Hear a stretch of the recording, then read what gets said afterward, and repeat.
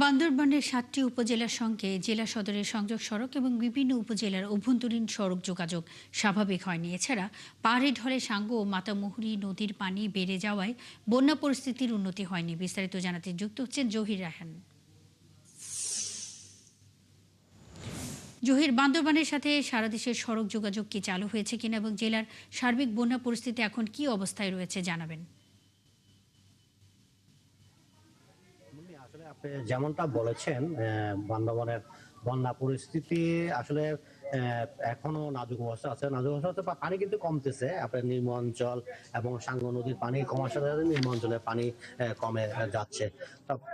কমে যাচ্ছে, যার কিন্তু পানি কমে গেলে কিন্তু মানুষের দুর্ভোগ কিন্তু বাড়তেছে। এই যে আপনার কাদা মাটি, তারপর ঘর বাড়িতে এখনো প্রায় অনেক অনেক ঘর বাড়িতে এখনো হাঁটু পর্যন্ত পানি রয়েছে। তবে পানি কমছে। সাঙ্গু নদীর পানিও প্রায় অনেকাংশ কমে গেছে। মাতামুহুরী নদীর পানি অনেকাংশ কমে গেছে। বান্দরবান কেরানিয়ার সড়কে যান চলাচল স্বাভাবিক হতে শুরু করেছে।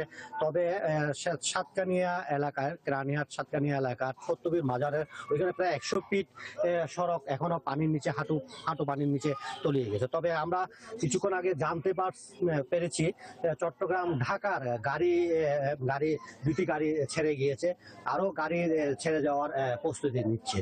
তবে এখানে যে অভ্যন্তরীণ সড়ক গুলো রয়েছে, অভ্যন্তরীণ সড়কগুলোতে কিন্তু এখনো যান চলাচল শুরু হয়নি, স্বাভাবিক হয়নি। কারণ পানি নেমে গেলেও কিন্তু অনেকাংশে সড়ক ধসে গিয়েছে এবং পাহাড় ধসে সড়ক পড়েছে। যার কারণে যে ৭টি উপজেলা, ৭টি উপজেলার অভ্যন্তরীণ সড়ক এবং সংযোগ সড়ক, জেলা সদরের সাথে সংযোগ সড়কগুলো এখনো কিন্তু বিচ্ছিন্ন অবস্থা রয়েছে। আর সবচেয়ে বড় কথা হচ্ছে যে ৩টি উপজেলায় এখনো কিন্তু বিদ্যুৎবিহীন অবস্থা রয়েছে।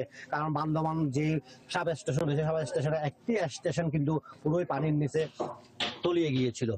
আর সার্বিক বিষয়ে বলতে বলতে বন্যার নিম্ন অঞ্চলে যে লোকজন পানিবন্দী অবস্থা ছিল, তারা কিন্তু তাদের ঘর বাড়ি পরিষ্কার পরিচ্ছন্ন কাজ চালিয়ে যাচ্ছে এবং যারা আশ্রয় কেন্দ্রে আশ্রয়, তারাও বাড়ি আস্তে আস্তে বাড়ি ফিরতে শুরু করেছে, বাড়ির পরিষ্কার পরিচ্ছন্ন তা ইয়ে করছে। তবে এখানে সবচেয়ে বন্যার পানি কমলেও পানির সাথে সাথে কিন্তু কয়েকটি সমস্যা দেখা দিচ্ছে, যেমন পানিবাহিত রোগ, তারপর আপনার বিশুদ্ধ পানির সংকট এবং এই যে হাট বাজার গুলো ডুবে যাওয়ার কারণে কিন্তু হাট বাজার এখনো উপজেলা দুর্গম এলাকার অনেক হাট বাজার কিন্তু এখনো কিন্তু খোলা হয়নি। যার কারণে মানুষে বিভিন্ন নিত্যপণ্য প্রয়োজনীয় জিনিস পাচ্ছে না।